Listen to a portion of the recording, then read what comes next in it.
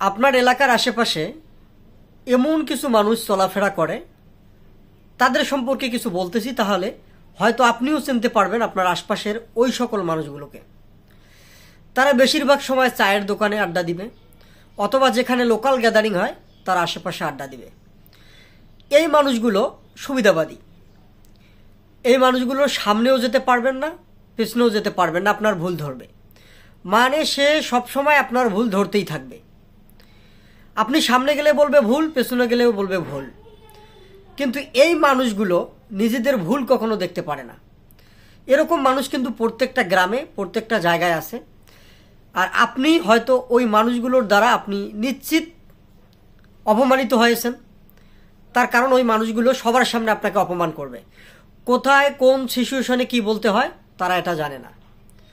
আপনি হয়তো তাদের সামনে যাবেন, হুট করে এমন একটা কথা বলে দিবে যেটা আপনার সাথে যায় না, অথবা আশেপাশে অনেক মানুষ আছে, তাদেরকে দেখে আপনার অনেক লজ্জা লাগবে, আপনি অনেক কষ্ট পেয়ে সেখান থেকে চলে যাবেন, কিন্তু তাদেরকে কিছু বলতেও পারবেন না।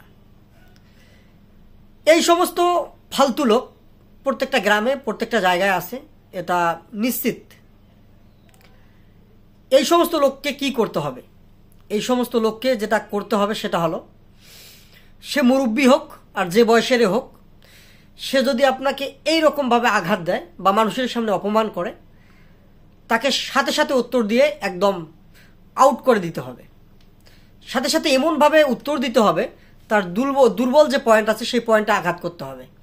তাহলে ওই সমস্ত লোক 2-4 দিন এভাবে আঘাত করার ফলে আর কাউকে কষ্ট দিবে না এবং মানুষেরও ভুল ধরবে না। তখন নিজের ভুলটা জানার চেষ্টা করবে, নিজেরও যে ভুল আছে জানার চেষ্টা করবে। ক্লিয়ার কথা, কোনো মানুষই ফেরেশতা নয়। আর কোনো মানুষই ফেরেশতা নয়, যেহেতু প্রত্যেকটা মানুষের ভুল আছে আর প্রত্যেকটা মানুষই ভুল করবে, এটাই স্বাভাবিক। মানুষ মাত্রই তো ভুল। মানুষ যদি ভুলেই না করে তাহলে মানুষের জন্য এত কিছু সম্ভব না। যে মানুষ ভুল করে না সে মানুষের জন্য তো আর নামাজের প্রয়োজন নাই, তো সে তো নিষ্পাপ।